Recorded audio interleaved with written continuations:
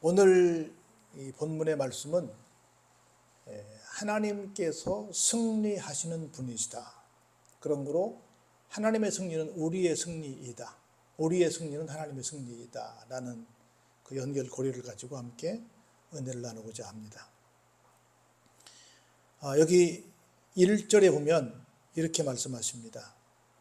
그는 나이니 공의를 말하는 이요 구원하는 능력을 가진이니라.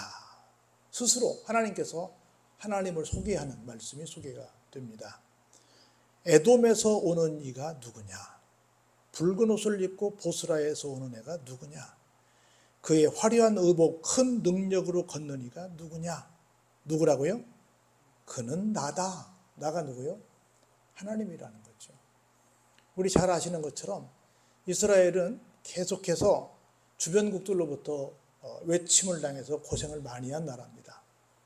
북쪽으로는 아수르가 있고 동쪽으로는 여러분이 아시는 바벨론이 있고 동남쪽으로는 에돔, 여러분 아시는 에서, 암몬, 또는 모압, 또 정남쪽으로는 블레셋 이렇게 해서 끊임없이 이렇게 공격을 당해서 참 고생을 많이 했던 나라인데 하나님께서 그 가운데 에돔을 지칭하시면서 그쪽에서 너희들을 괴롭혔던 그 사람들 그들을 다 물리치고 돌아오는 이가 누구냐라고 하는 겁니다.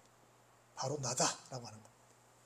우리를 향해서 늘 괴롭혔던 우리의 늘 적이었던 그 사람들을 향해서 다 물리치고 보무도당당하게 정말로 개선장군이 들어오는 것처럼 이렇게 멋지게 들어오는 모습을 누가 보이고 있느냐? 하나님이다라고 합니다. 오늘 우리가 살면서 여러 가지로 마귀의 공격을 받아서 큰 어려움 속에서 살아갈 때도 많이 있습니다. 결국은 우리는 누가 된다? 모두가 승리하고 하나님과 더불어서 개선장군이 되어 멋지게 돌아오는 사람들이 된다라고 하는 걸 1절에서 설명하고 있습니다. 어찌하여 내 의복이 붉으며 내 옷이 포도즙 틀을 밟는 자 같으냐? 어찌하여 이게 무슨 얘기예요? 피 흘리는 상태, 그걸 상징하는 거지요. 만민 가운데 나와 함께 한 자가 없이 내가 홀로 포도즙 틀을 밟았는데 내가 노함으로 말미암아 무리를 밟았고 분함으로 말미암아 짓밟았으며 그들의 선혈이 내 옷에 튀어 내 의복을 다 더럽혔음이니. 좀 끔찍한 얘기죠. 선혈, 우리 잘 알죠? 선혈이 낭자하다. 피가 막 굉장히 아주 지금 막 흘린 그 피가 엄청나게 터졌다는 거죠.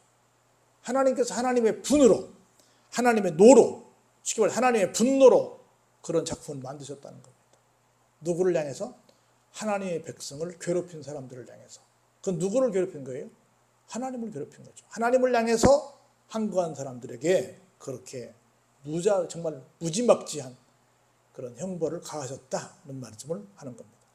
그러면서 이는 내 원수 갚는 날이 내 마음에 있고 내가 구속할 해가 왔으나 내가 본즉 도와주는 자도 없고 붙들어 주는 자도 없으므로 이상하게 여기어 내 팔이 나를 구원하며 내 분이 나를 붙들었습니다.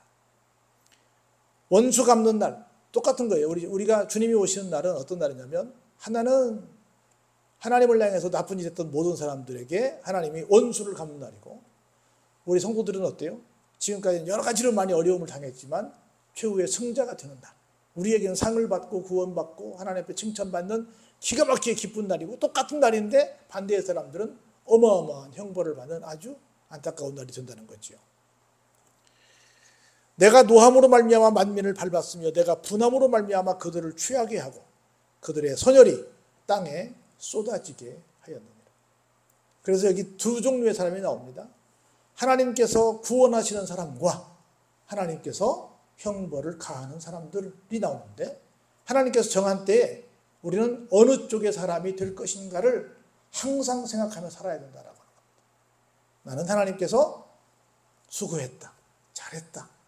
내가 너에게 많은 상을 주마. 면류관을 주마. 내가 너에게 기가 막힌 천국을 보장하마. 이런 축복의 말씀을 들을지언정 끔찍한 얘기지만 선혈이 낭자한 피가 막 흘려가지고 막 나와 있는 거 선혈이 낭자하다고 하잖아요. 그런 끔찍한 형벌을 받는 자리에 우리가 가서는 안 되겠다라고 하는 겁니다.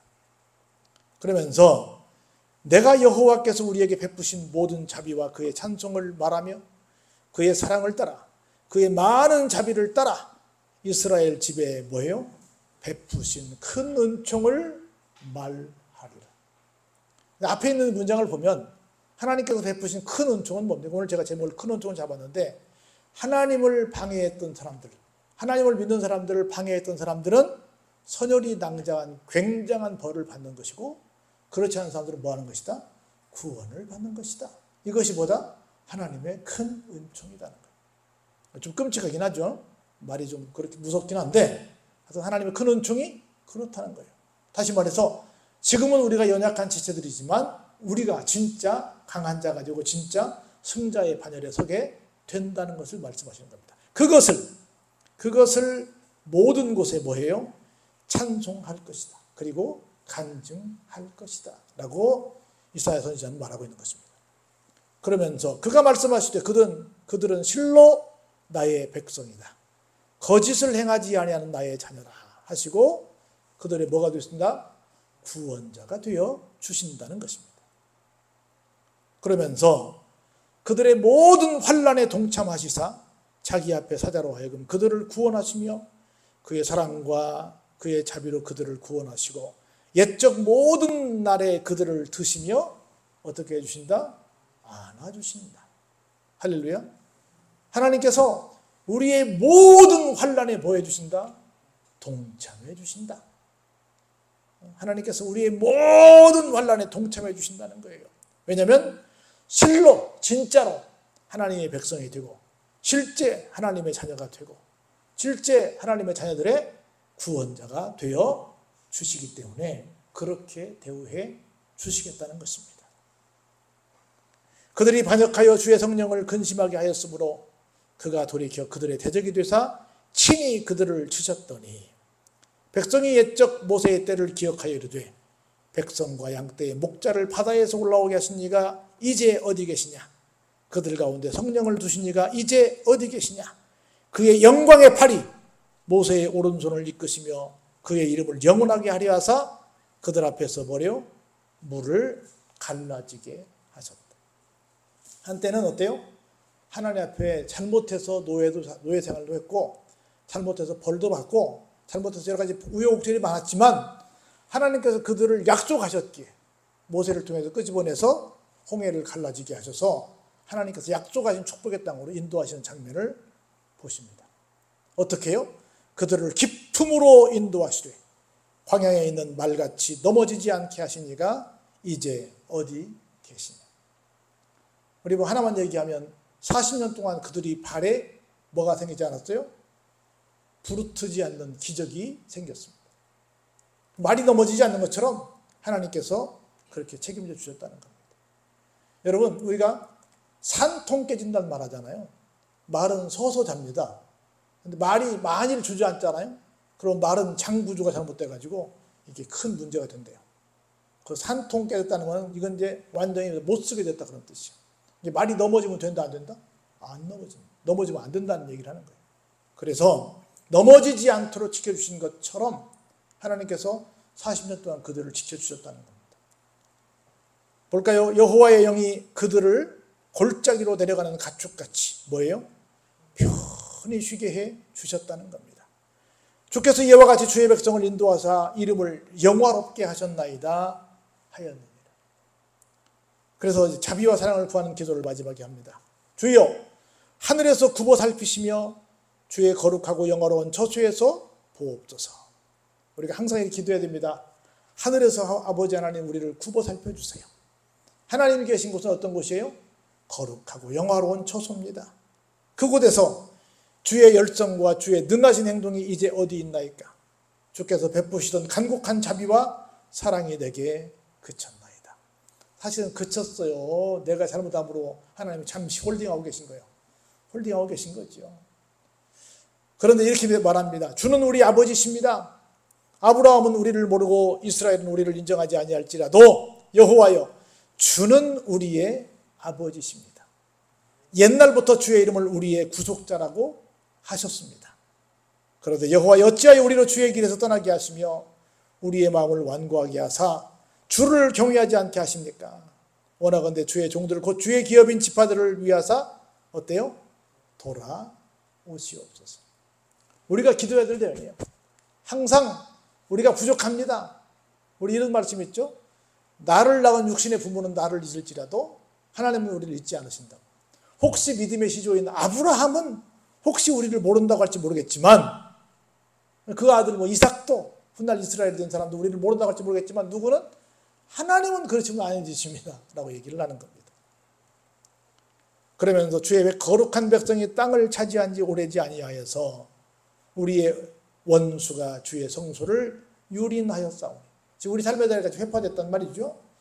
우리는 주의 다스림을 받지 못하는 자 같으며 주의 이름으로 일컬음을 받지 못하는 자 같이 되었습니다. 그런 거로 뭐 해달라? 우리에게 자비와 사랑을 주십시오라고 하는 겁니다.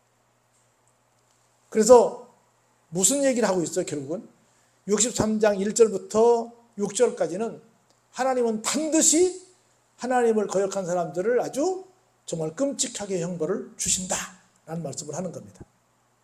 그러면서 7절로부터 12절까지는 무슨 말씀이에요? 더 나아가서 14절까지는 하나님께서 혹시 우리가 좀 잘못한다 할지라도 다시금 어때요? 영화로운 자리에 올려 주실 것입니다. 옛날 광야에서 우리가 좀 실수했더라도 하나님이 다시 세우셨던 것처럼 그렇게 될 줄로 믿습니다. 그런 거로 지금 우리가 이방인들이 와가지고 우리를 다 망가뜨리고 성전도 망가뜨려서 마치 더 이상 하나님께서 우리를 지도하지 않는 것처럼 보이고 있지만, 다시 한번 기도하오니 우리에게 다시 한번 자비와 사랑을 좀 주세요. 그러시기 위해서 다시금 우리에게 뭐하자? 돌아와 주세요 라고 하는 겁니다. 우리가 항상 이렇게 기도할 줄 믿습니다. 첫 번째, 언제든 하나님께서는 반드시 응징하실 것이다. 그래서 반드시 우리를 하나님의 실로 하나님의 자녀라고 하셨고, 하나님께서 반드시 우리의 구원자라고 우리를 향해서 말씀하셨고, 그렇게 우리를 특별한 존재로 인정하시기 때문에 다시 한번 우리를 저 사람들은 하나님께서 통치하시는 하나님의 백성들이야 라고 이야기하는 순간이 올 거라는 거죠. 그걸 믿고 항상 우리는 뭐하자? 하나님의 자비와 사랑을 구하자. 할렐루야. 그렇게 되면 하나님께서 우리를 끝까지 책임져 주실 줄로 믿습니다. 그런 믿음이 우리 가운데 넘쳐나기를 주의 이름으로 축원합니다. 은혜가 풍성하신 아버지 하나님 감사합니다.